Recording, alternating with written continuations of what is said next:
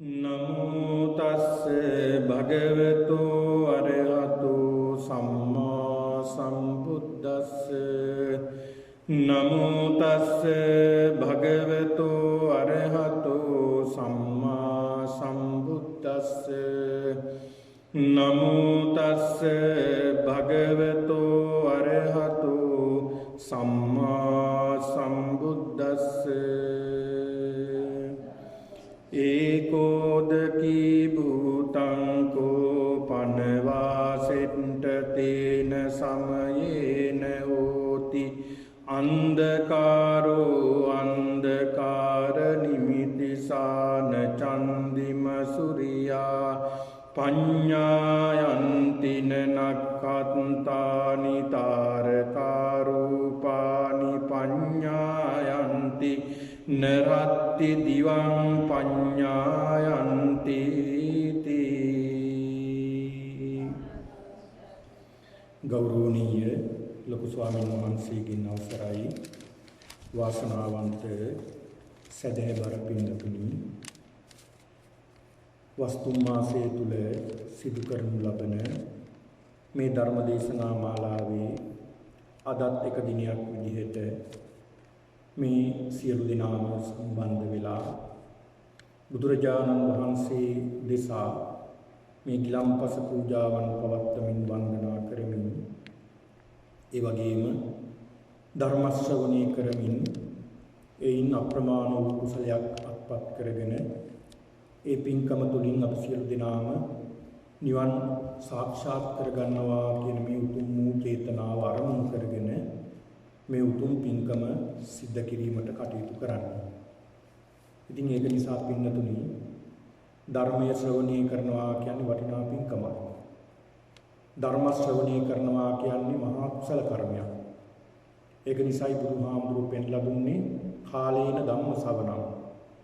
නිසි කාලයට ධර්ම ශ්‍රවණය කිරීම උතුම් වූ මංගල කාරණා 38න් එක් මංගල කාරණාවක් විදිහටයි දේශනා කළේ. මේ ධර්මය බැබලෙන කාලයක්. මේ කාල පරිච්ඡේදයේ ගෙවුනට පස්සේ නැවතත් ධර්මයේ විනාශ වෙනවා. ධර්මයේ විනාශ වෙලා පින්නතුනි අධර්මයේ බැබලෙන්නට ගන්නවා.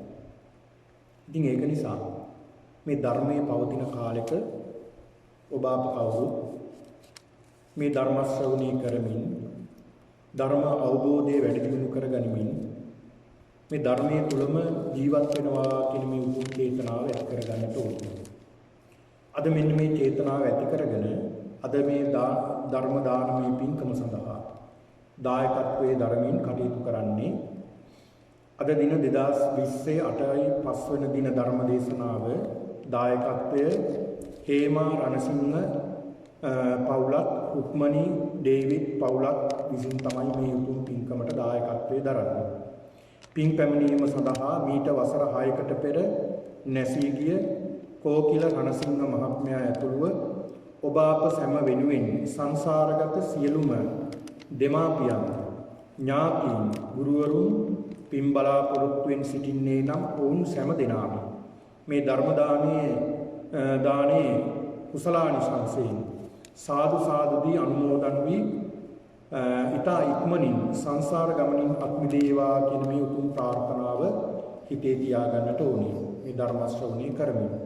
ඒ වගේම සිත ප්‍රාර්ථනා කරනවා දැන් අසනීප තත්වයේ සිටින ප්‍රතිකාර ලබන මෙත්මා කුමාරසිංහ දියණියටත් දයා හේවා පතිරණ මහත්මයාටත් තෙරුවන් ගුණ බලයෙන් සියලු අපේ උපද්දරව දුරු වී කරන්නා වූ වෛද්‍ය ප්‍රතිකාර සර්වප්‍රකාරයෙන්ම සාර්ථක වී ඊතා ඉක්මනින්ම නිරෝගී භාවයට පැමිණෙත්වා කියන මේ උතුම් චේතනාවත් ප්‍රාර්ථනා කරනවා. ඒ වගේම මේ පුණ්‍ය කර්මයේ බලයෙන් සියලු වේදනාවන්ගෙන් දුර වේවා කියන ප්‍රාර්ථනාවත් ප්‍රාර්ථනා කරනවා. ඒ වගේම ආශිර්වාද පිණිස මාස ගණනකට සිටම COVID-19 වසංගතයෙන් අපහසුතාවයට පත්ව සිටින අප සෑම දෙනා වෙනුවෙන්ම නිරතුරුව සීල භාවනා ධර්ම දේශනා මෙහෙයමින් අප සියලු දෙනාටම මානසික සහනයක් ලබා දුන විහාරස්ථානීය ස්වාමින් වහන්සේලා දෙනමට පතන්නා වූ යම් බෝධියක් වේ නම් එයම සාක්ෂාත් කරගෙන උතුම් නිර්වාණයට පැමිණීමට මේ ධර්මයේ දානමය කුසලය හේතු වේවා වාසනාව වේවා කියන ප්‍රාර්ථනාවත් ප්‍රාර්ථනාවක් විදිහට ඉදිරිපත් කරගෙන තිබෙනවා. ඒ වගේම මෙම පින්කම් මාලාව නිවසේ සිටම සජීවීව සහභාගී වීමට තාක්ෂණ පහසුකම් සපයා දෙන මාධව අමරසිංහ මහත්මයා ඇතුළු අනිකුත් සොහොයුරන්ටත් ආයුෂ සැප බල සතුට ලැබ ධර්ම අවබෝධය පිණිස මේ පුණ්‍ය කර්මය හේතු වේවා කියන ප්‍රාර්ථනාවක් ප්‍රාර්ථනා කරනවා. ඒ වගේම සජන පන්සිලු දේම් ඇතුළු මෙහි සිටින සියලුම පවුල්වල දරුවන්ටත් කරන කියන අධ්‍යාපන කටයුතු රැකී ආරක්ෂා දියුණුවෙන් දියුණුවටම පත් වී ඔවුන්ට නිරෝගී කායික හා මානසික ශක්තිය ලැබීමට මේ උතුම් වූ පුණ්‍ය ක්‍රියාව උපකාරී වේවා කියන මේ උතුම් ප්‍රාර්ථනාවක් පෙරදරි කරගන්න. ඒ වගේම අද දින මේ පින්කමට සහභාගී වූ සියලුම පින්වතුන්ට චතුරාර්ය සත්‍ය අවබෝධ කරගනිමින් සංසාර ගමන නිමා කර ගැනීමට මේ කුසල ධර්මය පාරමිතාවක් බවට පත් වේවා කියන චේතනාවත් ඇති කරගෙන මේ උතුම් වූ ධර්ම ශ්‍රවණය කිරීමටයි සූදානම් වෙලා තිබෙන්නේ. ඉතින් ඒක නිසා පින්නතුනි මේ මොහොතේ කල්පනා කරගන්නට ඕනේ. පින්නතුනි අපි බොහොම දුර්ලභ කාරණාවක් ඉටු කරගෙන ඉන්න අවස්ථාව. ඒ තමයි මනුස්ස භවය. බුදුරජාණන් වහන්සේ පෙන්ලා දෙනවා දුර්ලභංච manussත්තා. ඒතරම් මිනිසත් භාවයක් ලබා ගැනීම අතිශය දුර්ලභ කාරණාවක්. ඒක කොච්චර දුර්ලභද කියලා මම මේ පින්නතුන්ට පැහැදිලි කරලා දෙන්න අවශ්‍ය නැහැ. ධර්ම දේශනාවලින් මේ පින්නතුන් අහලා තියෙනවා. ඒ පිළිබඳව අතිශය දුර්ලභ කාරණාවක් විදිහට. ඒතරම් මේ මිනිසෙක් වීම, මනුස්ස භවයක් ලබා ගැනීම අතිශය දුෂ්කරයි. ඊටත් වඩා දුෂ්කරයි ඒ ලබත් ගත්තා වූ මනුස්ස භවයේ තුල යම් කිසි බුදු කෙනෙක් පහළ වුණ කාලෙක උපත ලබන්න ලැබීම. ඒකත් අතිශය දුර්ලභ කාරණාවක්. ඒ වගේම තවත් අතිශය දුර්ලභ කාරණාවක් තමයි ධර්මයේ ඇහෙන පැත්තක ධර්මයේ ශ්‍රවණය කරන සම්මාදිට්ඨික වෙලා උපත ලබන්න ලැබීම. ඉතින් මේ සියලු කරුණු කාරණා අපිට නම් තියෙනවනේ. මේ ලෝකේ බලන්න කෝටි ගණනක් මිනිස්සු ඉන්නවා. ඒ අතරින් අපි කී දෙනාද සම්මා දිට්ඨික බවට පත් වෙලා තියෙන්නේ. දැන් මෙතන ඉන්න සියලු දෙනාටම ඇත්තටම කැමැත්තක් තියෙනවා කොහොම හරි මේ සංසාර දුකින් එතර වෙන්න ඕනේ කියන චේතනාව. ඔනෝ චේතනාව එන්නේ කොහොමද? කායටද සිතටද? එන්නේ සිතට. එහෙනම් කායද සිතද බලවත්? සිතයි බලවත්. එතකොට කායද සිතද දියුණු කරගන්න ඕනේ. සිතයි දියුණු කරගන්න ඕනේ. පින්නතුනි අපි කිසිම කෙනෙක් මේ මනුස්ස භවයක් කොච්චර දුර්ලභද කියනවා නම් ඒක පැහැදිලි කරනවා මේ මනුස්ස භවයක් ලබා ගැනීම අතිශය දුර්ලභයි. මේ මනුස්ස භවයක් ලබා ගන්න එසේ මෙසේ පිටක් කරලා තියෙන්න බෑ. ඔය කුසල් සිත් වලින් මහා කුසල් කරන්න ඕනේ. කුසල් සිත් 8ක් තියෙනවා මහා කුසල් සිත් 8ක්. ඒ කුසල් ඒ කියන්නේ කාමාවචර කුසල් සිත් කරන්න ඕනේ. ඒ කුසල් සිත් කරලා විතරක් මදි. සිත් පරම්පරාවේ චුතිසිතට මේ කරපු කාමාවචර කුසල් සිතක් පහළ වෙන්නට ඕනේ. ඒ පහළ වෙනවත් එක්කලම චුතියත් එක්කලා ඇති වෙනවා පටිසන්ධිය. පටිසන්ධි සිත ඇති වෙනවත් එක්කලම ඇති වෙනවා සිත් පරම්පරාවක්. ඒ සිත් පරම්පරාව තමයි භවංග උපච්ඡේද භවංග චලන පංචද්වාරා වජ්ජන සම්පටිච්ඡන සම්තිරණ වොත්තපන. ඒතොර මෙතන හතක් තියෙනවා. මම මේවා සඳහන් කරන්නේ ඉස්සරහට මේ ධර්ම දේශනාවේ ඔයයන්ට තේරුම් ගන්න කරුණු කාරණා ටිකක් තියෙනවා. ඒක නිසා මෙන්න මේ කියන හත මේ සිත් හත ඇති වෙනකොට මේක කාටවත් වෙනස් කරන්න බෑ. ඒ සිත් හත ඇති වෙන්නේ කර්ම විපාකයක් අනුව. ඒ කියන්නේ පෙර කරපු කර්ම විපාකයක් අනුව තමයි මේ සිත් පහළ වෙන්නේ. ඒක නවත්තන්න බෑ. ඒක දෙවියෙකුට බ්‍රහ්මයෙකුට අඩු ගන්න බුදුහාමුදුරන්ට නවත්තන්න බෑ. මොකද කර්ම විපාකයේ තෙන්ටෙන්නේ. ඒ සිත් ටික එහෙමම දුවනවා. ඊළඟට ඇති වෙනවා ජවන් සිත් හතක්. අන්න ජවන් සිත් හත ඇති වෙනකොට අපිට පුළුවන් මේ ජවන් සිත් වලින් අපිට මේ චේතනාව විනාශ කරන්න. එතකොට ඒක කරන්න පුළුවන්කම තියෙන්නේ මනුස්ස භවයක් ලබා ගන්නවා. ඒක නිසා තමයි දැන් බුදුරජාණන් වහන්සේ කෙනෙකුට ප්‍රතිකාර කරන්නේ නැත්නම් ධර්මයේ දේශනා කරන මෙන්න මේ සිත් බලලා ජවන් සිත් බලලා. ඒ වෙනස් කරන්න පුළුවන් දැන් විනාශ කරන්න. ඒක නිසා මේ අපි දැන් කුසල සිත් ඇති වෙනකොට මේ ජවන් සිත් තමයි ඇති වෙන්නේ. එතකොට මේ අපි මේ විනාශ කරගන්න හදන්නේ මොකක්ද? මේ සසර හැමෝම හිතනවා මේ සසර සැපයි කියලා. හැමදාම තියෙනවා කියලා අපි මේක යථාභෝධය දැනගන්න නෑ මේක දුකයි. මේ සංසාරයේ දුකයි, ලෙඩ වෙනවා, අසනීප වෙනවා, මැරෙනවා, කුණු වෙනවා, මේ වගේ සංසාරේ තව තැනක උපදිනවා. ඒක නිසා මේක දුකයි, දුක නිසා මේක කොහොම හරි ගැලවෙන්න ඕනේ කියන මෙන්න මේ සිතිවිලි අපි එතෙන්ට දානවා. ආන් දානකොට අර ජවන් සිත් බල වෙන්න ගන්නවා. අන්න එහෙම බලවත් කරගන්න පුළුවන්කම තියෙන මිනිස්සුන්ට. ඒකයි මනුෂ්‍ය භවයක් ලබා ගැනීම අතිශය දුර්ලභ කාරණාවක් කියලා සඳහන් කරන්නේ. ඊළඟට පින්නතුනි ඒ සිත් බලවත් කරගන්නත් පුළුවන් කෙනෙකුට ඒ වගේ මේ සිත් දුර්වල කරගන්නත් පුළුවන්. ඒ සිත් වල දාගන්න පුළුවන් අකුසල. එතකොට මේ පුද්ගලයා අකුසලට ඇදෙන්නේ. කුසලයේ දාගන්න පුළුවන් කුසලයට ඇදෙන්නට. බුදු කෙනෙක් සිත් බලනවා කියලා බලන්නේ ඔය ජවන් සිත්. ඒ දිහා බලලා ඒ කෙනා කොහාටද ඇදින්නේ කියලා බලලා තමයි පිනත් එක්කලා බලලා පෙර සසරේ උන්වහන්සේලා ප්‍රතිකාර කරන්නේ. ඉතින් ඒක නිසා පින්නතුනි අපි සැබවින්ම පින්වන්තයි මේ වගේ බණපදයක් ඇහෙන්න බණපදයක් අහන්න ධර්මයේ දියුණු කරගන්න කාලයක් උදා වෙලා තියෙන නිසා. ඉතින් ඒක නිසා පින්නතුනි අද මම මේ පින්නතුන්ට ධර්ම මාතෘකාව වශයෙන් තබා ගත්තේ දීඝනිකායේ අග්ගඤ්ඤ කියලා සූත්‍ර දේශනාව.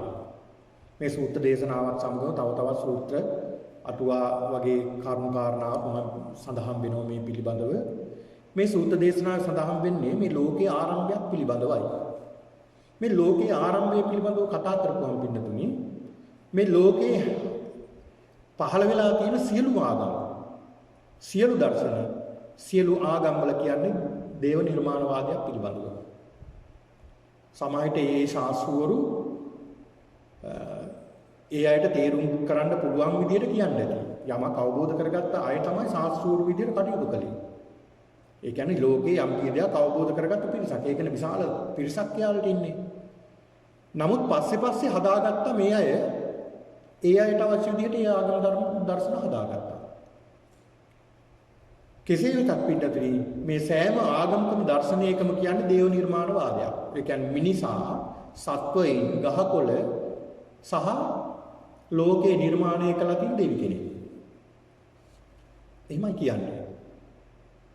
දැන් බ්‍රාහ්මණ ආගම් තුල සඳහන් කරන්නේ මිනිස්සු පින්නතුනේ එතෙන්ට යොමු වුණා සිත් මිනිස්සුන්ගේ. ඒ මිනිස්සුන්ට ඉස්සර හිටව මිනිස්සුන්ට හිතන්න තරම් ලොකු ප්‍රඥාවක් තිබෙන්නේ නැහැ.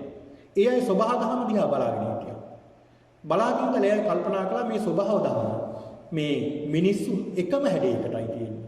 හරිම ලස්සන අපූර්ව නිර්මාණයක් මේ මිනිස්සු. මේ ගහකොළ ඇලදොල හරි ලස්සනයි. හරිම ස්වභාව ධර්මයේ හරිම අපූර්ව නිර්මාණයක්. මේ අය කල්පනා කළා මේක නම් ඉබේ නිර්මාණ වුණ දෙයක් වෙන්න බෑ. සමහරට දෙවි කෙනෙක් නිර්මාණය කරන්නට ඇති කියලා අන්න එතනින් දේව නිර්මාණවාදයට ආවා. එතකොට ලෝකයේ ගහකොළ මිනිස්සු මේ සියල්ල නිර්මාණය කරන්නේ දෙවි කෙනෙක් කියන සංකල්පයට ආව දේව නිර්මාණවාදයට. දේවවාදය. ඔය බෘහදාරණ්‍යක උපනිෂදයේ සඳහන් වෙනවා මේ පෘථුවියට එනවා කියන්නේ ඒ අය සඳහන් කරන දෙවි කෙනෙක්. ඒ දෙවි කෙනෙක් කියලා දෙවියන්ගේ ආත්මය තමයි එන්නේ. එයාලා පිළිගන්නේ ආත්මය. ඒ ආත්මය ඇවිල්ලා එයා කල්පනා කරනවා බොහොම සතුටු වෙනවා. මම විතරයි ඉන්නේ. කිසි කෙනෙක් නැහැ කියලා හරි සතුටුයි. කවුරුවත් නැහැ. ටික කාලයක් ඉන්නකොට මෙයාට බය ඇති වෙනවා. ඒ දෙවියන්ට බය ඇති වෙලා කල්පනා කරන තව කෙනෙක් හිටියොත් හොඳයි. එහෙම හිතලා ඔහුගේ ආත්මය දෙකට කඩාන එකකින් ස්ත්‍රියක් වුණා. එතකොට ස්ත්‍රිය සහ පුරුෂයා පහළ වෙනවා. අර පුරුෂයා ස්ත්‍රිය සමග සංවාසය දෙනවා. ආන් එතකොට දරුවෝ හට ගන්නවා. ස්ත්‍රිය මොකද කරන්නේ? අර පුරුෂයාගෙන් බේරෙන්න විවිධ ගව දෙනක් වෙනවා, කිකිලියක් වෙනවා. මේ විදිහට සත්‍යෝගේ රූපම වවා ගන්නවා. අර දෙවියෝ මොකද කරන්නේ? අර සත්ත්ව රූපම වවාගෙන අර සංවාසය දෙනවා. මේ මෙහෙම සත්‍යය හටගත්තා කියලා තමයි අඳහන්නේ. එතකොට මේක හේතුඵලද? හේතුඵලයක් නැහැ. හේතු එකක්, ඵලය තව එකක්. එතකොට හේතුඵල ධර්මතාවක් සම්බන්ධයක් නැහැ. හේතුවක් තියෙනවා, ඵලයක් වෙනවා. හැබැයි සම්බන්ධයක් නැහැ. හැබැයි බුදුරජාණන් වහන්සේ පෙන්වලා දෙනවා පිටුතුනි. ඊටාමත් ලස්සනට මේ හේතුඵල න්‍යායානුකූලව මේ ලෝකේ හටගත්ත හැටි, ලෝකේ විනාශ වෙන හැටි. එතකොට මේක දේව නිර්මාණවාදයක් නෙවෙයි. මේකේ හේතුවක් ඵලයක් නිසා තමයි මේක හේතු නිසා තමයි මේක හටගන්නේ. පින්නතුනි පෙන්වලා දෙනවා. ඔය සඳහන් වෙනවා. දැන් අපි අහලා තියෙනෝනේ කල්ප විනාශය කියලා. එතකොට බුද්ධ ධර්ම පෙන්ලා දෙනවා කල්ප 4ක් පිළිබඳව පෙන්වලා දෙනවා. කල්ප 4ක්. එකක් තමයි ආයුෂ් කල්පය. ආයුෂ් කල්පය කියලා එකක් තියෙනවා. දැන් සමහරු කියන දැන් බුදුරජාණන් වහන්සේ පිරිනිවන් පෑවට පස්සේ ආනන්ද හාමුදුරන්ට චෝදනා 5ක් ආවා. චෝදනා 5ක් ආවා. මඩ වතුර බොන්න දුන්නා, සිවුර පාගගෙන මැව්වා. ඊළඟ කාන්තාවන්ට ඉස්සල්ලාම බුද්ධ ශරීරයෙන් වන්දනා කරන්න දුන්නා පිරිනිවන් පෑවට පස්සේ. කාන්තාවන්ට පැවිද්ද ලබා දෙන්න මුල් වුණා.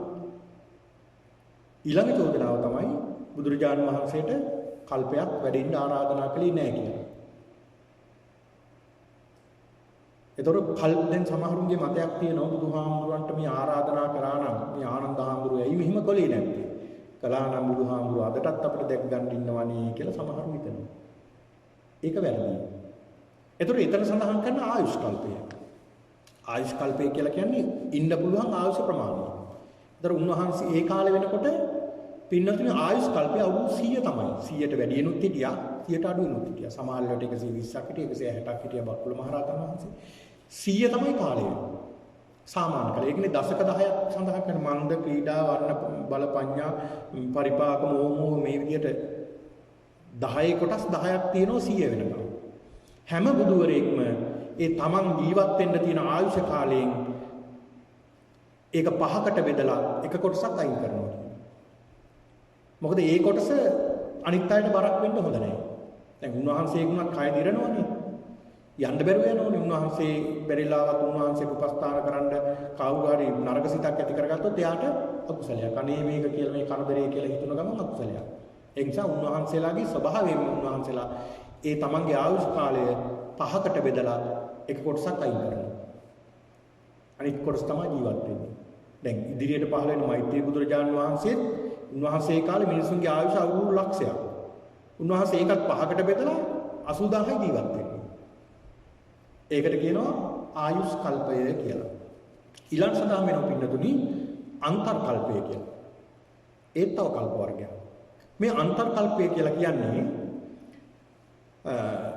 දැන් මිනිස්සුන්ගේ ආයුෂ ටික දැන් බුදුරජාණන් වහන්සේ කාලේ අවුරුදු 80ට 100ට 120ට 160ට ජීවත් වුණේ අය හිටියා. දැන් මොකද වෙලා තියෙන්නේ? 70 75යි 80යි සුදුස් ගාලා යනවා. මරණයටපත් වෙනවා. ජීවත් වෙන්නේ නැහැ. ටික දැන් මේ ආයුෂ පිරිහෙනවා. මේ ආයුෂ පිරිහිලා පින්නතුනි දවසක දැන් ඉදිරියට දැන් අවුරුදු දැන් 75ක් 80නේ 70ක් 75ක් නේ අපේ සාමාන්‍ය අය අපේක්ෂණය. ඊට පස්සේ මේක 70 60ට බහිනවා 60 50ට බහිනවා 50 40 වෙනවා 40 30 වෙනවා මෙහෙම අවුරුදු 10ට බහිනවා. මේ අවුරුදු 10ට බැස්සහම මේ අවුරුදු 10න් පින්නතුනි මිනිස්සු ඉපදිලා වැඩි වියටපත් වෙලා ඉගෙනගෙන කසාද බැඳලා දරුවෝ තරලා මිය ගිහිල්ලත් ඉවරයි අවුරුදු 10 වෙනකොට. මිනිස්සු එතකොට ඉතාමත් පුංචි. අර පිළගහ යට නඩු අහනවා කියලා සඳහන් වෙනවා. ඒ තරම් මිනිස්සු පුංචි වෙනවා. ඒ වගේම ආයුෂ අඩු වෙනවා. ඒ කාලේ වෙනකොට මිනිස්සු තාක්ෂණය අතින් දියුණු ඇති. හැබැයි මිනිස්සුන්ගේ අධික රාගය, ද්වේෂය, මෝහය බලවත් වෙච්ච කාලයක්. ධර්මෙ පිළිහිලා එතකොට. ධර්මයක් නැහැ. ඒ කාලේ වෙනකොට පින්නතුනි මිනිස්සු මොන තරම් ධර්මද කියලා කිව්වොත් අහවල් කෙනා මරන්න ඕනේ කියලා හිතෙනකොට අතට ආයුධක් පහල වෙලා ඉවරයි. ඒ තරම් ධර්ම කාලයක් බවට පත් වෙනවා. ඒ කාලේ වෙනකොට පින්නතුනි මහා වර්ෂාවක් වහිනවා. ඒ වර්ෂාව වහින්න පෙර දෙවියෝ සියලු දෙනාට දැනුවත් කරනවා. අඬා කියනවා කියන්නේ දැන් ඔන්න මහා වර්ෂාවක් වැහැලා මහා විනාශයක් වෙනවා මේකෙන් බේරෙන්න කියලා. පින්වන්ත පිරිසට විතරයි යහෙන්නේ. ඒ අය අරගල් ගුහා ආරක්ෂිත තැන් වලට ගිහිල්ලා බේරෙනවා. දින 7ක් පමණ එක දිගටම වර්ෂාව වහිනවා. මේ වැස්සට තෙමෙන අසත්පුරුෂයෝ දැන් දවස් 7ක් විතර බඩගින්න ඉඳලා උන්ට අධික බඩගින්න කන්න දෙයක් නැහැ. වර්ෂාව විතර මහා අනෝරාවෙහි වහිනවා. එතකොට අනිත් අය තම තමන්ට පේන්නේ මෝ වගේ. ඒක නිසා මිගපුරුසම් වර්ෂාව කියලා කියනවා. ඒක නිසා අනිත් අය මරා ගන්න හදනවා මුවෙක් කියලා හිතලා. අර සත්පුරුෂ පිරිස අර වර්ෂා ඉවර වෙලා නගරයට ඇවිල්ලා බලනකොට මහා විනාශයක් වෙලා. මහා විනාශයක් වෙනවා. එතකොට කල්පනා කරනවා අනේ මේ මිනිස්සු කොච්චර අසත්පුරුෂද, මෙච්චර කියලාත් මේ මිනිස්සු යහපත් දෙයක් කළේ නැහැ, අකුසලයටමයි බර වුනේ. අනේ අපිවත් මේ ධර්මය ආරක්ෂා කරමු කියලා අර ඉතුරු වෙන පිරිස යන ධර්මය ආරක්ෂා කරන්න ගන්නවා. යහපත් පුද්ගලයෙක් බවට පත් වෙන්න ගන්නවා. ටික ටික ඔන්න අවශ්‍ය වර්ධනය වෙනවා. 10 20 වෙනවා, 20 30 වෙනවා, 30 40 වෙනවා, 100 200 300 500 1000 10000 ලක්ෂය මේ විදිහට වැඩි වෙලා අසංඛ්‍ය දක්වා, අසංඛ්‍ය කියන්නේ සංඛ්‍යාවක් කියන්න බෑ. ඔය අසංඛ්‍ය දක්වා පින්නතුනි ආයුෂ වැඩි වුණාම මිනිස්සු පුදුමාකාර මිනිසුන්ගේ තියෙන ගති ලක්ෂණ වර්ධනය වෙලා, මනුස්සකම සීලේ වර්ධනය වෙලා මිනිස්සුන්ගේ අසංඛ්‍ය දක්වාම වර්ධනය වෙනවා. දෙවියන්ට සංඥාවක් එනවා කියනවා. අනේ මනුස්ස ලෝකෙ උපදින්න ඇත්නම් කියලා. දැන් අපිට අද හිතෙන් දිව්‍ය ලෝකෙ උපදින්න ඇත්නම් කියලානේ. දෙවියන්ට සංඥාවක් ඇති වෙනවා කියනවා. අනේ මනුස්ස ලෝකෙ උපදින්න තියෙනවා. මොකද දිව්‍ය ලෝකෙ වගේ 100ක් ගුණයකටත් 1000 ගුණයකටත් වඩා වැඩි මනුස්ස ලෝකයේ වෙනකොට ආයුෂ. අන්න මිනිස්සු නැවතත් දුස්සීල වෙන්න ගන්නවා. ටික ටික මේ ආයුෂ පිරිනවා. ආයුෂ පිරිහිලා නැවතත් අවුරුදු 10 දක්වා බැස්සාම ආන් ඒකට කියනවා අන්තර්කල්පය. අන්තර්කල්පය කියලා සඳහන් වෙනවා. එතකොට ඒකට කියනවා අන්තර්කල්පය. ඊළඟ පින්නතුණි සඳහන් වෙනවා ඊළඟට අසංඛ්‍ය කල්පය කියලා එකක් සඳහන් වෙනවා. ඒත් කල්පයක්. ඒකත් ඉස්සරහට කියලා දෙනම් මේ අසංඛ්‍ය කියන කල්පය සංඛ්‍යාවක් කියන්න බෑ. දැන් සාමාන්‍යයෙන් සීමාවක් අපිට කියන්න බෑ නේද? ඒකට කියනවා අසීමාන්තිකයි කියලා. සංඛ්‍යාවක් කියන්න බැරි හින්දා අසංඛ්‍යයි කියලා කියනවා. සංඛ්‍යාවකින් කියන්න බෑ. ඒ තරම් සාල ප්‍රමාණයක්. වර්ෂ ගණනාවක් මෙච්චරයි කියලා කියන්නට බෑ. අසංඛ්‍ය කියලා කියන්නේ. ඔර උදාහරණ ගණනාවක් සඳහන් වෙනවා. යොදුන් 86000ක් උස මහා මේරු පර්වතය. මේ මහා මේරු පර්වතය කියන එක අභිඥාලාභීන්ට පමණයි පේනවා කියලා කියන්නේ. මේ මහා මේරු පර්වතයේ යම් කිසි කෙනෙක් එතෙන්ට යන්න පුළුවන් කෙනෙක් ගිහිල්ලා නියපොත්තෙන් හාරලා අබෑට වගේ පස්බිලි හදා පැත්තකට දානවා. දවසක අර මහා මේරු පර්වතයේ බිමට සමතලා වෙනවද? ඒත් තව අසංඛ්‍ය ඉවර නැහැ කියනවා. ඒ තරමට කාලයක් මේවා අපිට හිතන්න බෑ. ඒක නිසා බුදුරජාණන් වහන්සේ මේ දේශනා මේ කාරණා දිගින් දිගට බුදුරජාණන් වහන්සේ බොහෝ තැන්වල දේශනා කළේ නැත්තේ. ඊළඟ පින්නතුණි මහා කල්පය කියලා කිව්වොත් සඳහන් වෙනවා. ඒක මහා කල්පය. ඒ මහා කල්ප විනාශ, ඒ වගේම අසංඛ්‍ය කල්ප විනාශ, අන්තර් කල්ප විනාශ පිළිබඳව සඳහන් වෙනවා. ඒතර මේ අන්තර් කල්ප පින්නතුණි, ඒතර මේ අන්තර් කල්ප තුනක් පිළිබඳව සඳහන් වෙනවා. අන්තර් කල්ප තුනක්. අන්තර් කල්ප දැන් මුලින් සඳහන් කර මේ අන්තර් කල්ප තුනක් ගැන බුද්ධහමී පෙන්වලා දීලා තියෙනවා. ඒ තමයි ශස්ත්‍රාල් අන්තර් කල්පේ. ශස්ත්‍ර කියලා කියන්නේ අවියාර්ථ.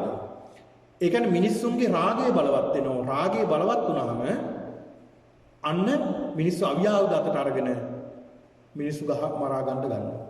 මහා යුද්ධ කෝලාහල ඇති වෙනවා. මහා යුද්ධ කෝලාහල ඇති වෙලා මිනිස්සු පුදුමාකාර විදිහට සංහාරයක් විදිහට විනාශ වෙලා ලෝකේ විනාශ වෙලා යනවා. ඔන්න බලන්න. අර සඳහන් කරනවානේ සීර්ෂ කලන්දයක් මරනවා කියලා. සීර්ෂ කියන්නේ ඍජු කියන එකයි. කන්ද කියලා කියන්නේ හිස නැති මල කඳ. හිස නැති මල කඳ නටනවා කියනවා. ඔය ධර්මාශෝක රජුරුවන්ගේ හිටියා චන්ද්‍රගුප්ත කියලා 100 කෙනෙක්. ඒ චන්ද්‍රගුප්ත කියන මේ රජුරුවන්ගේ කාලේ පින්නතුනි මේ වගේ මහා බිහිසුණු යුද්ධයක් සිද්ධ වුණා කියලා. කියන්නේ මේ සීර්ෂ කලන්දයක් නටන්න තරම් මහා විශාල සංහාරයක් වෙන්නට ඕනේ. ඒ කාලේ ඉන්දියාවේ විශාල සෙනඟක් මේ මිනිස්සු ඒක නිසා තමයි මේ සෙනඟ අද පෘථුවියේ මිනිස්සු අඩු. ඒ කියන්නේ මිනිස්සු මහා විශාල සංහාරයක් වෙලා තියෙනවා. ඒ කාලේ වෙනකොට පින්නතුනි දැන් ওই සඳහන් වෙනවා සවැත් නුවර කෝටි 18ක් හිටියා කියනවා. සවැත් නුවර කෝටි 18ක්. ඉතින් මේ වගේ මහා විශාල පිරිසක් ඉඳලා තියෙනවා මේ කාලේ ලංකාවෙත් එහෙමනේ. ඒ කියන්නේ විශාල පිරිසක් ඉඳලා යම් කිසි දුර්භික්ෂ යුද්ධ නිසා මරණයටපත් වෙනවා. මේ කියන මේ විනාශය වෙන්න මහා විනාශයක් වෙනවා. මේ යුද්ධෙට ගියාම යුද්ධෙට යන චද්දන්ත කුලේ ඇත්තු 10000ක් මැරෙන්න ඕනේ කියනවා.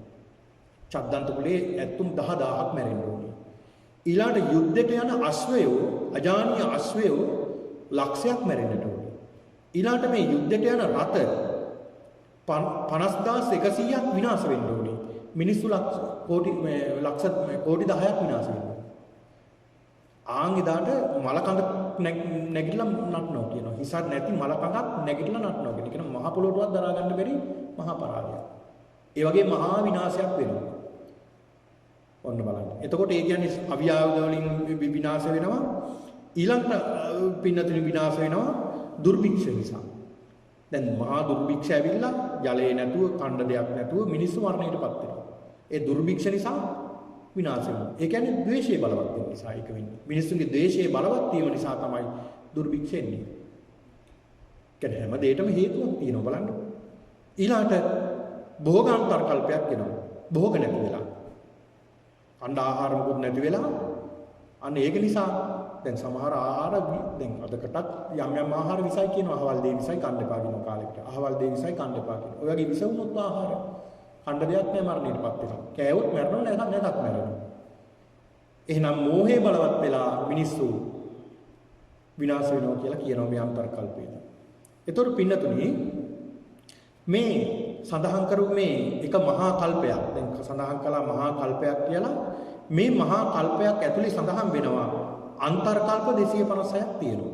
අන්තර් කල්ප දැන් සඳහන් කළා අන්තර් කල්ප 256ක්. ඒ අන්තර් කල්පයක් ඇතුලේ මිනිස් දින 365 ඒවා වර්ෂ අසංඛ්‍ය 86000ක් තියෙනවා. මේක අපිට සංඛ්‍යාවකින් කියන්න බෑ. මේක අපිට හිතන්නත් බෑ. කෙනෙකුට හිතේ යන්නේ මේවා මොන බොරුද කියලා සමාහයට කිව්වත් හිතේ සමහරුන්ට. මේ තරම් විශාල කාලයක් ගත වෙලා තියෙන්නේ. ඊළඟට පින්නතුනි මේ මහා කල්පයකට අන්තර් දැන් මේක මෙහෙම සඳහන් කළොත් මහා කල්පයකට අන්තර් කල්ප 256ක් ඊළඟට ඒ මහා කල්පය ඇතුලේ අසංඛ්‍ය කල්ප 4ක් තියෙනවා.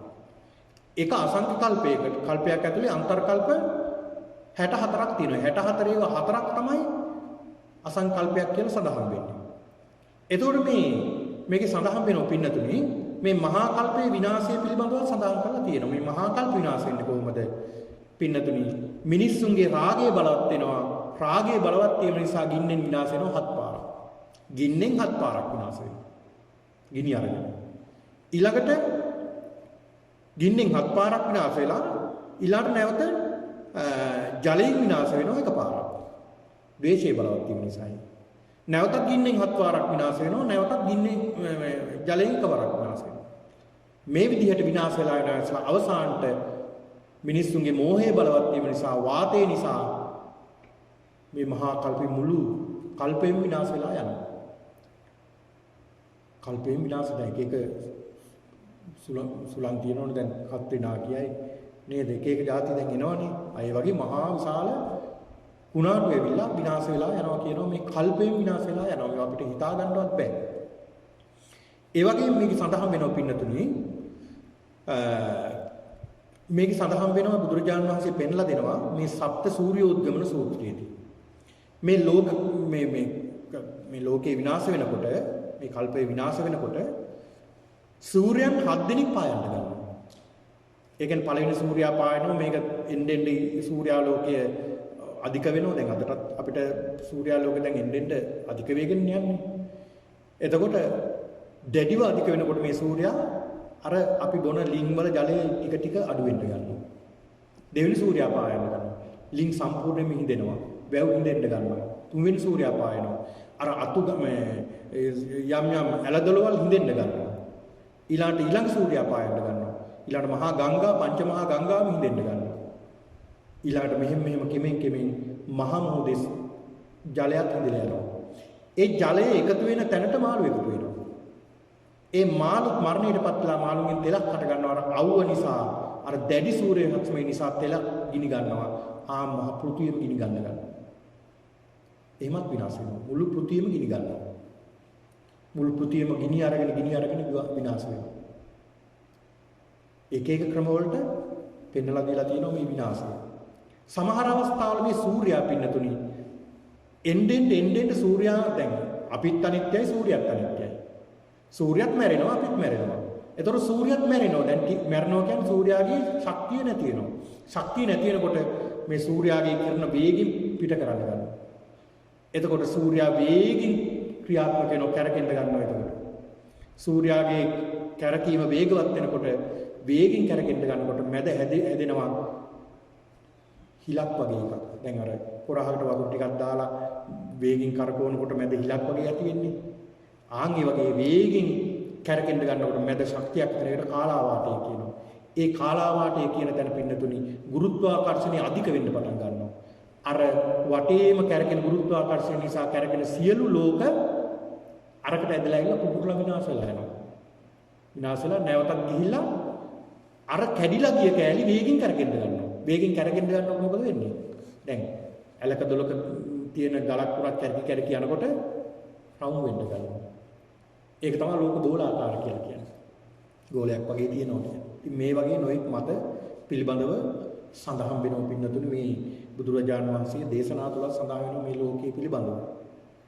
ඉතින් කෙසේ හෝ වේවා මේ ලෝකේ විනාශ වෙලා පස්සේ මහා වර්ෂාවක් වහින්න ගන්නවා. ඒ වර්ෂාව කල්ප ගාණක් වහිනවා. වැහැලා මේ ජලය සම්පූර්ණයෙන්ම එකතු වෙනවා එක තැනකට. එන ජල බෝලයක් විතරයි දැන් මේක තියෙන්නේ. කිසිම දෙයක් නැහැ. මේකේ ටිකක් කල් යනකොට ටික පස් හට ගන්නවා. පස් හට අරගෙන පෘථුවිය හට ගන්නවා. පොළොව හට ගන්නවා. ජලය හට ගන්නවා. ජලයේ තියෙන තැන පඨවි ආපෝ තේජෝ වායු කියන ධාතු හතරම තියෙනවා. ඒ නිසා මේ මහ පොළොව හට ගන්නවා. මේ මහ පොළොව වටේ තියෙන පින්නතුනි කිසිම ආලෝකයක් නැහැ. අන්ධකාරයෙන් විතරයි. අර ලෝකේ විනාශ වෙන කාලේ හිටපු සත්‍යෝ මිනිස්සු සත්‍යෝ ඒ මරණයටපත් වෙලා සුගති භූමිය වල සමහර අය එකතු වෙනවා. සමහර අය දුගති භූමිය වලට යනවා. සුගති භූමියට කොහෙද යන්නේ? අර ලෝක විනාශ වෙනකොට බ්‍රහ්ම ලෝක පවා විනාශ වෙනවා. එක තැනක් තියෙනවා ආබස්සර කියලා බ්‍රහ්ම ලෝකයක්. ආන් එතන උපදිනවා. එතකොට මේ ආබස්සර ලෝකයේ උපදින දෙවියන්ට සයම් පවා. ඒ කියන්නේ තමන්ගේ ශරීරයෙන් ආලෝකය නිකුත් කරන්න පුළුවන්. ඊළඟට ආකාශජාලය අහසින් යන්න පුළුවන්. පීතිබක්කා ප්‍රීතිය පමණයි ආහාරය. සතුට වෙනකොට ආහාරය කුස පිරෙනවා. මේ ආබස්සර දිව්‍ය ලෝක මේ බ්‍රහ්ම ලෝකෙින් සත්ත්ව පිරිසක් ඉන්නේ. අර මරණයටපත් වුණු සත්ත්වයෝ. යම් කිසි කුසල කර්ම කරලා. ඒ අය අර පෘථුවියට එනවා. ඒ ඇසුරට එනකොට එයාට දැනෙනවා හරි හොඳ සුවඳක්. මේ මහ පොළොවේ පින්නතුණි ඕජෝ ගුණය එහෙම නැත්නම් පෘථුවි රසයේ මහ පොළොවේ තැන් වල අර යොදේ වගේ පිහිටලා තියෙන්නේ. යෝගට් වගේ තැන් වල පිහිටලා තියෙනවා හරි සුවඳයි. ඒවට කියන්නේ අමෘතය කියලා. මේ සුවඳ නිසා දිව ගාලා බලනවා. හරිම රසයි. මේ අය මේව අනුභව කරන්න ගන්නවා. අනුභව කරනකොට මේ අයට කියනවා හූ රසං. ආන් රස තෘෂ්ණාව ඇති වුණා. හේතුඵලයක් නේ. රස තෘෂ්ණාව ඇති වුණා. රස තෘෂ්ණාව ඇති වෙලා ටිකක් කල් යනකොට මේ අයගේ ශරීරයේ එන්න රළු වෙන්න පටන් ගත්තා. ඒ කබලික මේ ආහාර නිගන්න ටික රළු වෙන්න ගත්තා. ටික රළු වෙන්න ගන්නකොට දැන් මේ අර පෘථුවියේ තියෙන ඕජෝ ගුණේ ආහාරට ගන්නවා හැමෝම ශාරීරික ආලෝකයක් ටික දැන් නැති වෙගෙන යනවා. ටික නැති වෙගෙන යනකොට අන්න කර්මවල වෙන්න පටන් ගත්තා. එතකොට පින්නතුනි සූර්යයා පහළ වුණා කියනවා. ඊළඟට සඳ පහළ වුණා කියනවා. එතකොට දැන් මේ සත්‍යය ඉන්නේ තාම ටික තියෙනවා ශරීරයේ ප්‍රභාස්වර ගතිය තියෙනවා.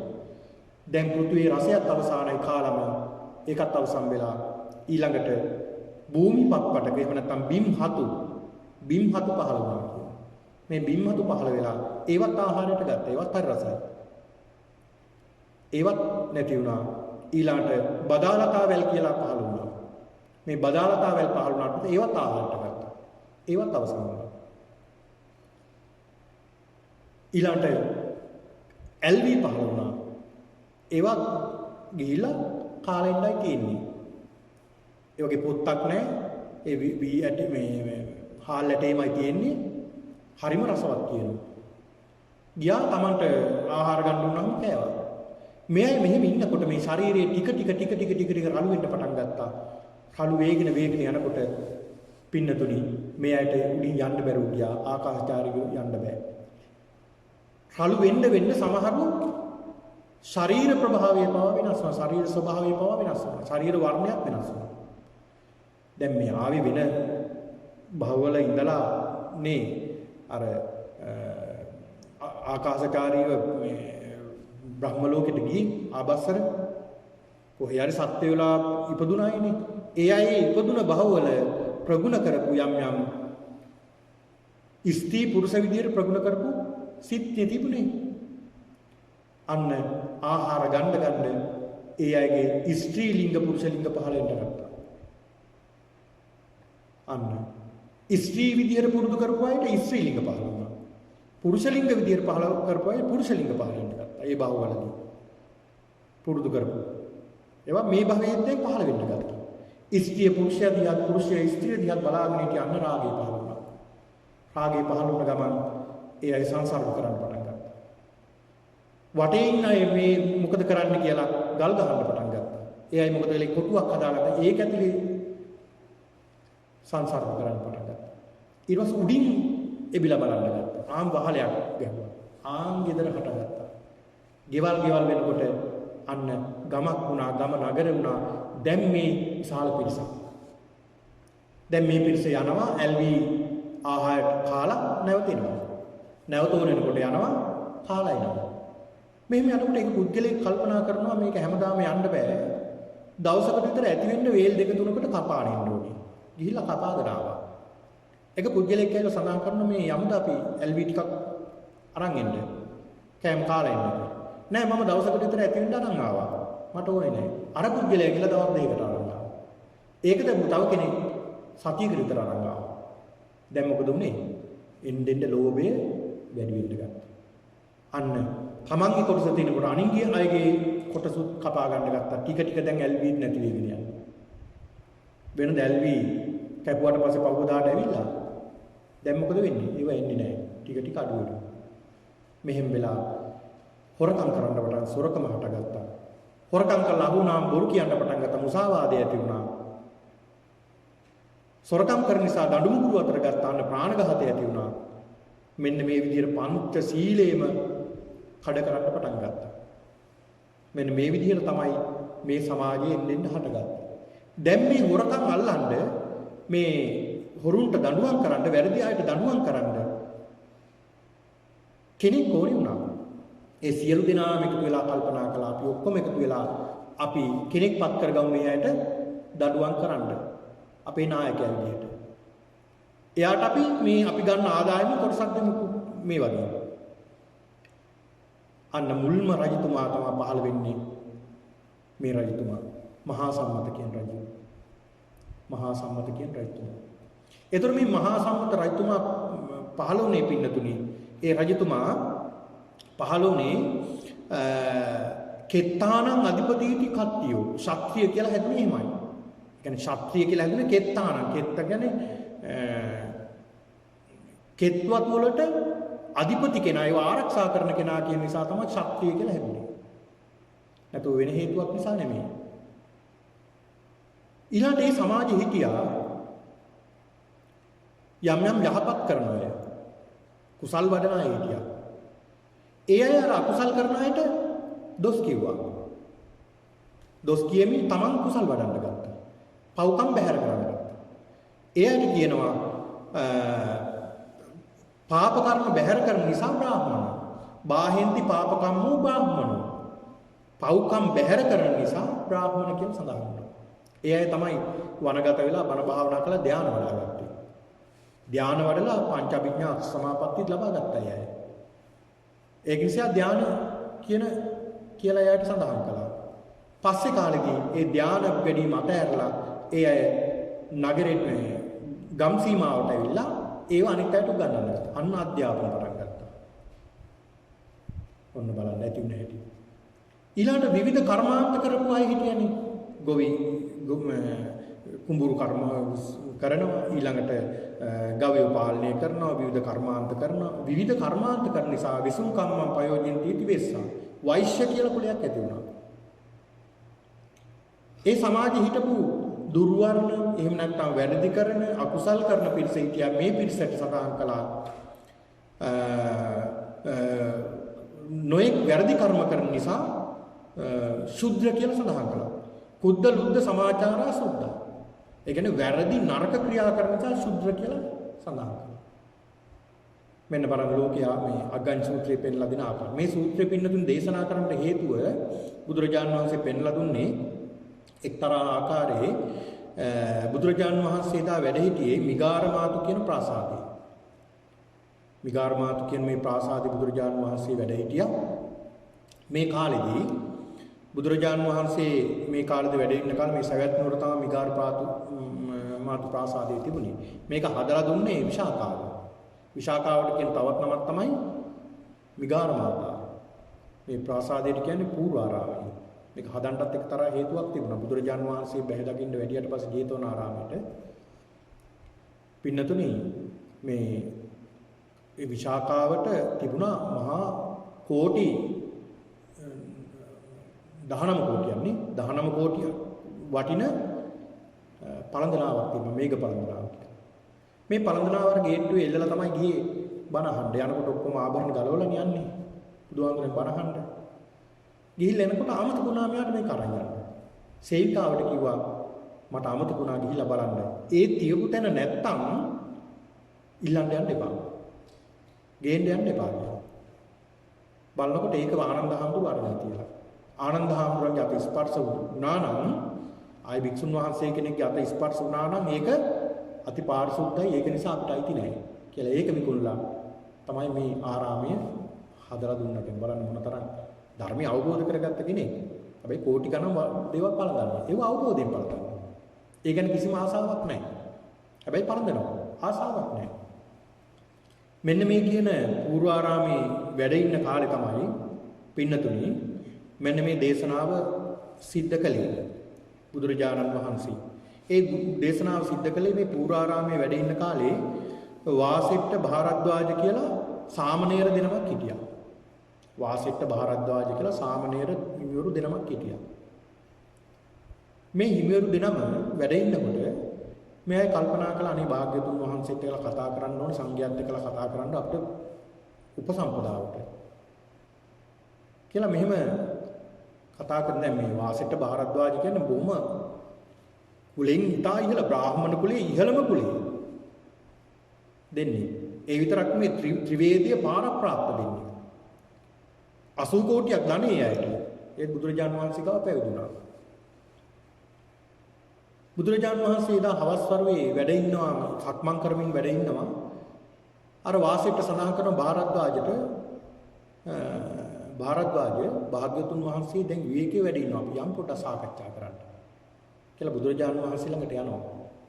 ඊළඟ භාග්‍යතුන් වහන්සේට වැඳලා පිටපස්සක ඉන්නවා. බුදුහාමුදුර අහනවා වාසෙට භාරද්වාජ නුඹලා බ්‍රාහ්මණ කුලේ නේද? එහෙමයි ස්වාමීන් බ්‍රාහ්මණ කුලේ. නුඹලා මේ පැවිදුණාට බ්‍රාහ්මණයෝ නුඹලට බලින්නේ නැද්ද? ස්වාමීනි නොසෑහෙන්න බයිනවා. ඉවරයක් නැහැ බයිනවා. මේ වගේ පහත් ශ්‍රමණයෝ ගාවට ගියා නේද මෙච්චර ඉහළ කුලයක ඉඳලා. අපි තමයි බ්‍රාහ්මණයාගේ මුඛයෙන් ඉපදුනේ බ්‍රාහ්මනෝස්ස මුඛමාසෙ. බ්‍රාහ්මණයාගේ මුඛයෙන් බ්‍රාහ්මණයාගේ කටින් තමයි අපි පහළ වුණේ. උතුම්ම පාරිශුද්ධම තැනින් අපි පහළ වුණේ බ්‍රාහ්මණයාගේ. එහෙම පහළ වුණා මේ අපි නුඹලා ඇයි ඔය වගේ පාත්‍රයක් අරන් තැන් තැන් වල හිඟා කකා යන්නේ ඇයි? කියලා නොඑක් විදියට අවලාද කියනවා ස්වාමීනි කියලා සඳහන් කරනවා. බුදුරජාණන් වහන්සේ පෙන්ලා දුන්නා වාසෙට්ට භාරද්වාජ හොඳට අහගන්න කිව්වා. මේ ලෝකේ කුල කියලා එකක් නැහැ. මේ ලෝකේ ආරම්භය දැන් ওই ආරම්භයේ බුදුහාමුදුරු පෙන්ලා දුන්නේ ඔන්න ඔය කතාවට. මේ ලෝකේ ආරම්භ වුණ හැටි මේ බමුණු දන්නේ නැහැ. කොහොමද මේ ආරම්භ වුණේ කියලා දන්නේ නැති නිසා තමයි මෙහෙම චෝදනා කරන්නේ. අභූත චෝදනා එල්ල කරන්නේ. ලෝකේ ආරම්භ වුණ හැටි මේ බ්‍රාහ්මණයෝ දන්නේ නැහැ. හැබැයි බ්‍රාහ්මණයෝ හිතන්නේ මහා බ්‍රහ්මයාගේ මුඛයෙන් තමයි පහළ වුණේ. වාසෙට්ට නුඹලා දැකලා තියෙනවද? බ්‍රාහ්මණයෝ සහ දැකලා තියෙනවා සාම. එතකොට මේ බ්‍රාහ්මණයෝ ඒ බ්‍රාහ්මණියෝ ඔසප් වෙනවද දැකලා තියෙනවද? දැකලා තියෙනවා ස්වාමී. එතකොට මෙයා ගර්භණීය වෙනවද දැකලා තියෙනවද? දැකලා තියෙනවා ස්වාමී. එතකොට දරුවෝ දිනවද දැකලා තියෙනවද? ස්වාමීන් දැකලා තියෙනවා. එහෙනම් වාසිට්ඨ භාරද්වාජය මහා බ්‍රහ්මයාගෙන් ඉපදුනා කිව්වනම් ඒ මහා බ්‍රහ්මයාගේ මුඛය වෙන්න ඕනේ ඒ කාන්තාවන්ගේ යෝන් ප්‍රදේශෙ වෙන්න ඕනේ. එහෙමනේ වෙන්න ඕනේ. බුදුරජාණන් වහන්සේ එහෙමම දේශනා කළා. එහෙනම් වෙන කාටවත් නෙමෙයි මහා බ්‍රහ්මයා කියන්න ඕනේ කාටද? තමන්ගේ උතුම් අම්මට. ඒ අම්මා දැක මහා බ්‍රහ්මයාට වඳින අම්මා පැත්තකට දාලා. ඒක නිසා වාසිට්ඨ භාරද්වාජය මේ බ්‍රාහ්මණ කුලයේ ඇතුළේ එහෙම නෙමෙයි මෙහෙමයි කියලා බුදුහාමුදුරු පෙන්වලා දුන්නා. ඒ කියන්නේ පව් බැහැර කරන අර්ථයෙන් තමයි බ්‍රාහ්මණ කියලා සඳහන් කරන්නේ. දැන් ඔය බුදුරජාණන් වහන්සේ පහළ වෙන්න කලින් හිටිය බ්‍රාහ්මණයන්ටත් කලින් බ්‍රාහ්මණ පිරිසක් හිටියා බ්‍රාහ්මණ කියන වංශිකයෝ. ඒ බ්‍රාහ්මණී වංශිකයෝ තමයි හොඳම අය. ඒ ඇත්තටම පාප කර්ම බැහැර කරන පිරිසක්. ඒ බ්‍රාහ්මණයෝ පිළිතුරු. දැන් ඔය සඳහන් වෙනවා ඔය ඍග්වේදේ ඉර්ෂි කියලා සූත්‍රයක් දෙනවා. ඒකේ සඳහන් වෙනවා සමහර බ්‍රාහ්මණයෝ වනගත වෙලා භාවනා කරනවා. ඒ භාවනා කරපු තාපසයෝ අවුරුදු ගණන් භාවනා කරනවා. සිත ධානයටපත් වෙලා. හැබැයි එතනින් එහා යන්න බෑ ධානය විතරයි. නිවන් දකින්න බෑ. මොකද එතනින් ගැලවෙන්න යායට විදියක් නැහැ එතනින්. මොකද ධානයටපත් වෙන්න පුළුවන්. ඒ තරම් සිත දියුණු කරපු පිරිසක්. ඔය මොහින්දෝජාරෝ හරප්පා කියන විශිෂ්ටාචාර වලින් සඳහන් වෙනවා. ඊටා ඉහළ දියුණු මානසික මට්ටමක හිටව පිරිසක් කියලා. ඒ අය නෑ අර මිලේච්ච පිරිසක් කියලා විනාශ කරන්නේ. ඉතින් මේ වගේ ඉහළ බුද්ධියක් දැනුමක් තිබුණ පිරිසක් තමයි ඒ කාලේ තුල බ්‍රාහ්මණයෝ. හැබැයි පස්සේ කාලේ වෙනකොට මේ බ්‍රාහ්මණයෝ මේ සමාජයේ ආධිපත්‍ය හදාගන්න උත්සාහ කළා. ඒකයි බුදුහාමුදුරු පෙන්ලා දුන්නේ මෙන්න මේ බ්‍රාහ්මණයෝ කියන අය ඇති උනේ මෙහෙමයි. වාසෙට්ට බ්‍රාහ්මණ කුලෙ ඉපදින කෙනෙක්. මේ බ්‍රාහ්මණ කුලෙ ඉපදුන කෙනා දස කුසල් කරනවා. කොහාටද යන්නේ? සතර පායට. යම් කිසි කෙනෙක් ක්ෂත්‍රීය වංශයේ උපදිනවා. කොහාටද යන්නේ මෙట్లా? අකුසල කර්ම කරගෙන ඒ අය යනවා අපායට. යම් කිසි කෙනෙක් වෛශ්‍ය කුලයේ ඉපදිලා දස අකුසල් කරනවා. කොහාටද යන්නේ මෙట్లా? සතර පායට. ශුද්‍රයෙක් ඉපදිලා ශුද්‍ර වංශයේ ඉපදිලා කුලයේ ඉපදිලා දස අකුසල් කරනවා. මෙట్లా යන්නේ කොහාටද? අපායටමයි. එතකොට දස අකුසල් කළොත් ආයේ අර කුලේ මේ කුලේ කිසිම දෙයක් නැහැ යන්නේ කොහාටද? ඔයා බ්‍රාහ්මණ කුලේ ඉඳලා අපි මේ අපායට ගන්න එහෙම එකක් නැහැ. අකුසල් කළා නම් කාට උනත් එකයි. හැබැයි භාරද්වාජ වාසෙට්ට යම් කිසි කෙනෙක් බ්‍රාහ්මණ කුලේ ඉපදලා හරි දස කුසල් වඩනවා. මේ දස කුසල් වඩන කෙනා ඒකාන්ත වශයෙන් යන්නේ සුගතියටමයි. දුගතියට යන්නේ නැහැ සුගතියට යන්නේ. ක්ෂත්‍රීය වංශෙත් එහෙමයි දස කුසල් වැඩිවොත් යන්නේ සුගතියට. වෛශ්‍ය ශුද්‍ර මේ හැමෝම දස කුසල් වැඩිවොත් සුගතියට යන්නේ. ඒක නිසා ඒවට කුලයක් නැහැ. ඒතර කුල කියලා ඒව හදාගෙන තියෙන්නේ මේ මිනිස්සු. මිනිස්සුනි හදාගෙන තියෙන්නේ. අහවල් කුලේ කියලා හදාගෙන තියෙන්නේ මිනිස්සු. ඒ නිසා බ්‍රාහ්මණයෙක් වුණත්, ක්ෂත්‍රියෙක් වුණත්, වෛශ්‍යෙක් වුණත්, ශුද්‍රයෙක් වුණත් ඔය කවරෙක් වුණත් කුසල් සහ අකුසල් කියන දෙකම කළොත් එක්කෝ සුගතියට යනවා එක්කෝ දුගතියට යනවා. අර මම සඳහන් කළ අර සිත් බලවත් වුණොත් කුසල් පැත්තට අන්න යනවා සුගතියට, අකුසල් පැත්තට බර වුණොත් අකුසලයට යනවා. අකුසල් දැනක උපදලා බලන්න දුගතියට. ඒ නිසා බුදුරජාණන් වහන්සේ පෙන්ලා දෙනවා භාරද්වාජ වාසෙට්ට මම ශාක්‍රීය කුලයේ කෙනෙක්. දැන් බුදුරජාණන් වහන්සේ මේ ශාක්‍රීය වංශයේ කෙනෙක් නේ. මේ ශාක්‍රීය කුලයේ කෙනෙක් ඒ භාග්‍යවතුන් වහන්සේ උතුම් වූ සම්මා සම්බෝධියට පැමිණලා තියෙනවා. හැබැයි කෝසල් රාජ්‍ය කොසල් රජතුමා ශාක්‍රීය වංශිකයෙක්. හැබැයි ඊට වඩා ඊතා ඉහළ කෙනෙක්. කොසල් රජතුමා බුදුරජාණන් වහන්සේට වඳින්නේ නැද්ද? බොහෝම ගෞරවයෙන් වන්දනා කරනවා. වඳිනව පුදනව ගරු කරනවා බුදුරජාණන් වහන්සේට. ඇයි ඒ? කුලේ නිසාද? කුලේ නිසා නෙවෙයි. මොකක් නිසාද? ගුණේ නිසා. එහෙනම් කෙනෙක්ගේ තියෙන්න ඕනේ මොකද්ද? කුලේද තියෙන්න ඕනේ? ගුණේද? කෙනෙක්ගේ තියෙන්න ඕනේ ගුණේ තියෙන්න ඕනේ. කුලේ නෙමෙයි. එතකොට සිත දියුණු කරගත්ත කෙනා මොන කුලයක හිටියත් ඒ කෙනා උතුම් කෙනෙක්. ඒ කෙනා උතුම් කෙනෙක්. ඒක නිසා බුදුහාමුදුරු පෙන්ලා දෙනවා මෙන්න මේ කුලවාදය බුදුරජාණන් වහන්සේ අයින් කළා.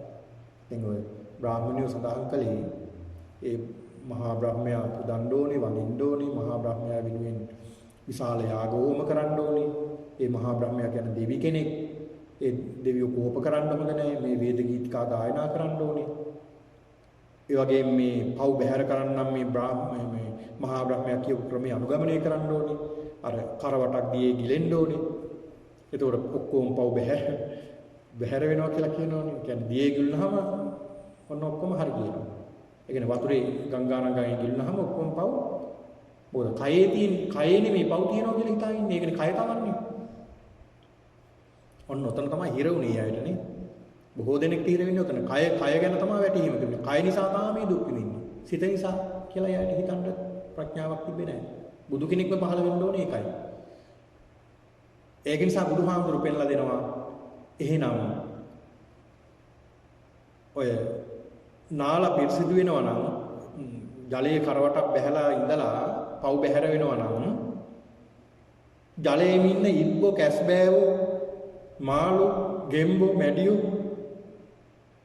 කොච්චර පින්වන්තයද පෙරලිපෙරලියක් වඳින්න එපා ඒයි වතුරෙම ඉන්නේ. ඉතින් ඒක නිසා බුදුරජාණන් වහන්සේ පෙන්ලා දෙනවා මෙන්න මේ ලෝකේ හටගත්තේ එහෙම නෙමෙයි. මේ විශ්වය හටගත්තේ යම්කිසි හේතුවක් නිසා ඵලයක් නිසා. ඒ හේතුඵල නිසා තමයි මේක ඇති උනේ. මේක නැති වෙන්නේ හේතුඵලයෙන්. දැන් මේ ලෝකේ විනාශ වෙන්නේ මොකක් නිසාද? හේතුඵලයක් නිසා. දැන් අපි ජනවාරි මාසෙ ඉඳලාම අපි දුක් විඳින්නේ මොකක් නිසාද? මේ COVID-19 නිසානේ. ඒකට හේතුව මොකක්ද? මිනිස්සු නිසා. පින්නතුනි වෙන කිසිම ලෝකෙක දැන් බ්‍රහ්ම ලෝක තියෙනවා, දිව්‍ය ලෝක තියෙනවා. ඒ වගේ කිසිම ආකාරයකින් ආයුෂ අඩු වෙන්නවත් වැඩි වෙන්නවත් නැහැ. එච්චරම තමයි. ආයුෂ වැඩි වෙන්නවත් අඩු වෙන්නවත් නැහැ. දැන් මම උදාහරණයක් කියනවා සත්ත්ව ලෝකේ බලන්න. සත්තුන් දැන් එදා බුදුරජාණන් වහන්සේ කාලේ හිටපු සුනකයෙක්ගේ ආයුෂ මෙච්චරයි නම් මේ කාලේ ඉන්න සුනකයාගේ ආයුෂත් එච්චරම තමයි. අඩුත් නැහැ වැඩිත් නැහැ. අඩු වෙන්නෙත් නැහැ වැඩි වෙන්නේ. සත්ත්ව ලෝකෙත් එහෙමයි. ආයුෂ අඩු වෙන්නෙත් නැහැ වැඩි වෙන්නේ නැහැ. ඒ ගාන. හැබැයි මේ වෙනස සිද්ධ වෙන්නේ කොහෙද? මිනිස්සුන්ගේ විතරයි. මිනිස්සුන්ටම තමයි පුළුවන් මේ ආයුෂ අඩු කරගන්නත්. මිනිස්සුන්ටම තමයි පුළුවන් ආයුෂ වැඩි කරගන්න. මොකද්ද හේතුව? ඒකටත් හේතුවක් තියෙනවා. මොකද්ද හේතුව? වෙන කිසිම දෙයක් නෙමෙයි. ඒ හේතුව හිත. මිනිස්සුන්ගේ රාගය බලවත් වෙනවා. ද්වේෂය බලවත් වෙනවා. මෝහය බලවත් වෙනවා. දැන් බලන්නකො රාගය බලවත් වෙනවා. රාගය කියන්නේ තෘෂ්ණාවනේ. ඒකාතකින් රාගය කියනවා තෘෂ්ණාවටත් කියනවා රාගය. ඒ කියන්නේ එක ක්‍රම වලට කියනවා රාගය කියනවා තෘෂ්ණාවට. මිනිසු තණ්හාව නිසා හදා ගන්නා වූ භවභෝග වලට වසවිස ගන්නවා. වසවිස ගන්නකොට සත්ත්ව ඝාතනයක් වෙනවා එතන. ඊළඟට වසවිස නිසා අපේ ශරීරයට ඒව ඇතුල් වෙනවා. එතකොට අපිට මොකද වෙන්නේ? අර ගිරිමානන් සූත්‍රයේ සඳහන් කරන ලෙඩ ගණනාවක්. ඉතින් ඔබ හැදෙනවා. එතකොට ලෙඩ වෙනවා. ලෙඩ වෙනකොට අපි ආයුෂක් මොකද වෙන්නේ? ශරීරයේ දුර්වල වෙනවා ආයුෂක් ටික ටික අඩු වෙනවා. මොකක් නිසාද හේතුව?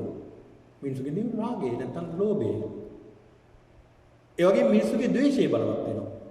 ද්වේෂය බලවත් වෙන්න මේ ශරීරයේ තියෙන මේ හෘද වස්තුවේ තියෙන ලේ ධාතුව කිපෙන්න ගන්නවා. නරක් වෙනවා.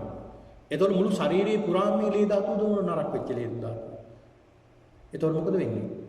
ඒ අර ටිකම තමයි ටික ටික ආයුෂ අඩු වෙනව වැඩි වෙන්නේ නැහැ. මිනිස්සු මුලා වෙනවා. මෝහය නිසා මිනිස්සු පිරිහෙනවා. ආයුෂ අඩු වෙනවා. එහෙම තමයි ආයුෂ ටික අඩු වෙගෙන ගිහිල්ලා විනාශයටපත් වෙන්නේ. නැවතත් මිනිස්සුම තමයි මේ ආයුෂ ටික වර්ධනය කරගන්නේ. ඒක නිසා පින්නතුණි මේ බුදුරජාණන් වහන්සේ පෙන්නලා දෙනවා මේ ලෝක ධාතුව ඇති වුණ හැටි, නැති වෙන හැටි. මේ මහා කල්පත් විනාශ වෙනවා. මේ මහා කල්පත් විනාශ වෙලා මේ සතර අපාය, දිව්‍ය ලෝක, බ්‍රහ්ම ලෝක සියල්ල විනාශයටපත් වෙනවා. තරම් මහා විනාශයක් සිද්ධ වෙනවා. ඒක නිසා බුදුරජාණන් වහන්සේ පෙන්වලා දුන්නේ මේ ලෝකේ ඇති වුණ හැටි. ලෝකේ ඇති වෙලා කොහොමද මේ කුල හටගත්තේ? කුල කියන ඒවා කොහොමද ආරම්භ වුනේ? ඒ වගේ යථාර්ථය කොහොමද කියලා බුදුහාමුදුරු පෙන්වලා දුන්නා. ඒක නිසා කෙනෙක් කුලේ නිසා ඉහළ පහළ කියන්න බෑ. මොකක් නිසාද ඉහළ පහළ කියන්න පුළුවන්?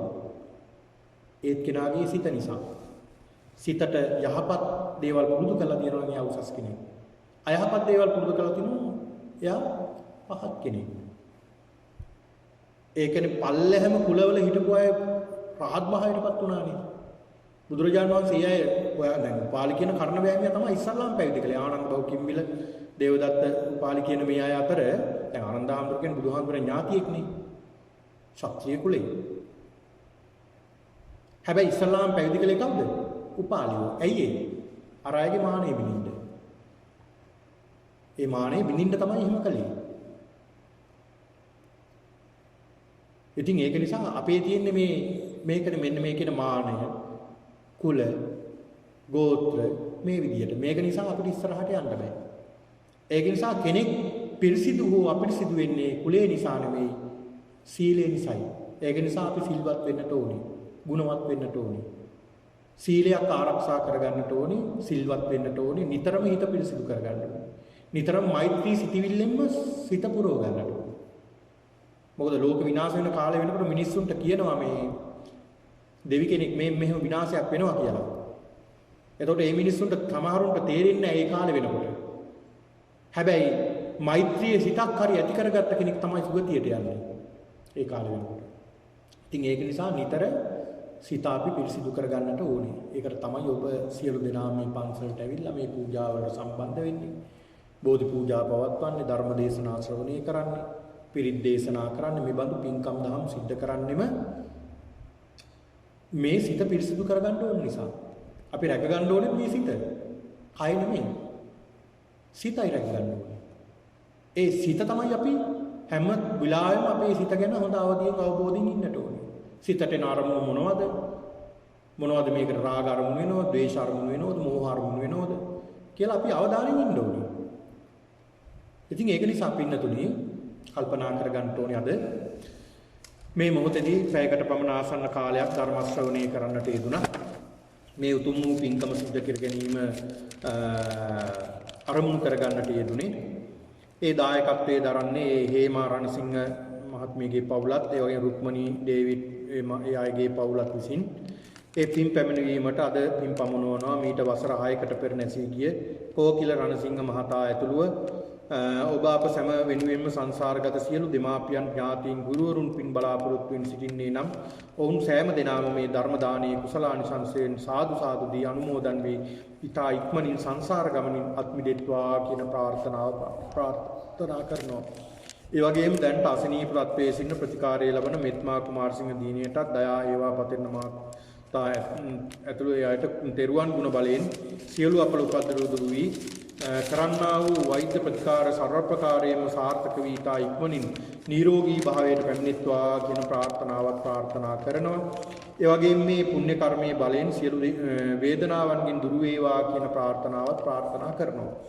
ඒ වගේම මාස ගණනාවක සිටම COVID-19 වසංගතයෙන් අපහසුතාවයට පත් වී සිටින අප හැම දෙනා වෙනුවෙන් නිරතුරුවම ශීල භාවනා ධර්ම දේශනා මෙහෙයමින් අප සියලු දිනාටම මානසික සහනයක් ලබා දුන් විහාරස්ථානයේ ස්වාමින් වහන්සේලා දිනමටත් පතන්නා වූ මේ බෝධියක් වේ නම් එයම සාක්ෂාත් කරගෙන උතුම් නිර්වාණයටම පැමිණීමට මේ ධර්ම දානමේ කුසලයේ හේතු වේවා, වාසනාව වේවා කියන ප්‍රාර්ථනාවක් ප්‍රාර්ථනා කරනවා.